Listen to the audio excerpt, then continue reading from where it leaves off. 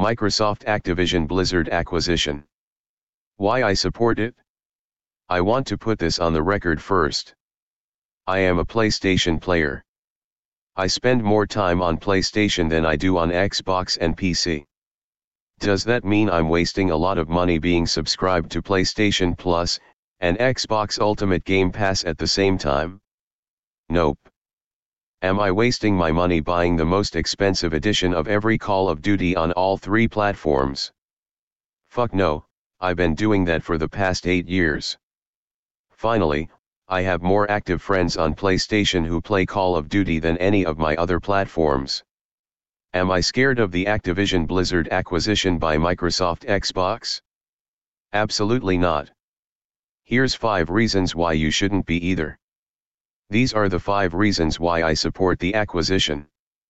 Number 1. Credibility.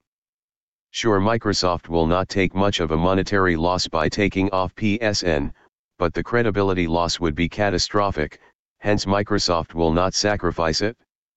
If you ask Phil Spencer if he has any relatives who play COD on PlayStation, he will be a little reluctant to admit it, but ultimately confirm it is true. He would rather step down as CEO of Xbox than take away the COD franchise from the competition. Microsoft is going to court, in order to prove that they value the PlayStation player base and does not want to take away their fun. Microsoft would be willing to keep early access to alpha and beta tests on PSN because all of the Call of Duty titles will eventually become available on Game Pass. Both platforms will have their benefits. The ball is in Sony's court if they want to keep the franchise on their platform.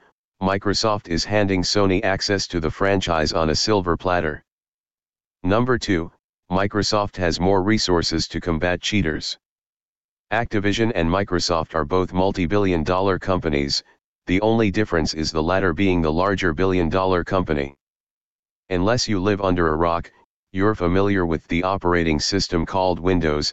It's developed by Microsoft. Whether on the legal side or the software side, to say that Microsoft doesn't have the resources to combat cheaters is an understatement, as it's also an overstatement to say that they can eradicate all cheaters as well. But at least they are better at playing whack-a-mole with cheaters than Activision ever was with Ricochet. This is a little off topic, but at one point in time in history, every weapon system and computers used by the US military and other countries ran off of Windows operating systems, and they still do. That's a lot of power in the hands of Bill Gates. He had to testify before Congress in the year 2000. As a result, Bill Gates had to forfeit a lot of control of his company. Do not underestimate Microsoft or doubt they have power to make a drastic impact in the war against cheaters. Number 3, Microsoft will listen to us, and support older COD games. I don't need to put much effort into this paragraph. Call of Duty sucks dick, but that is not to say its new potential owners can make it at least 5% better. Even at this rate, 5% of an improvement is a massive improvement. Number 4, Microsoft will not attack COD client developers. Let's travel back in time again, to the year of 2001. Microsoft released the first Xbox. The first console developed in the United States, the first console with a LAN port, and the first console to consist of PC components. That last part is important, as developers effortlessly developed games on that platform, and consumers were successful at modifying those games and running emulators on that console.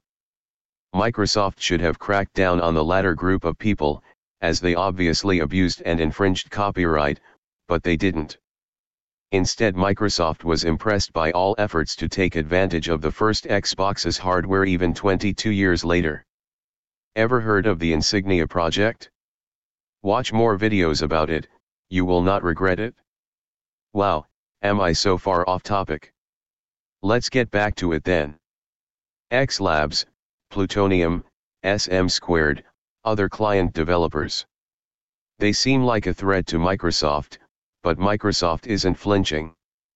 Black Ops 3 has a Steam workshop, and the same protections mod makers have in developing for that game, protect the people who are developing the clients. Microsoft has every reason to be impressed and take no action against them. Squashing Plutonium, X Labs, Surreal Realm, and any other developers of third-party clients would just damage Microsoft's ever-valuable credibility. If anything, compete, like with Sony. By releasing more Call of Duty games every year, as they've always done.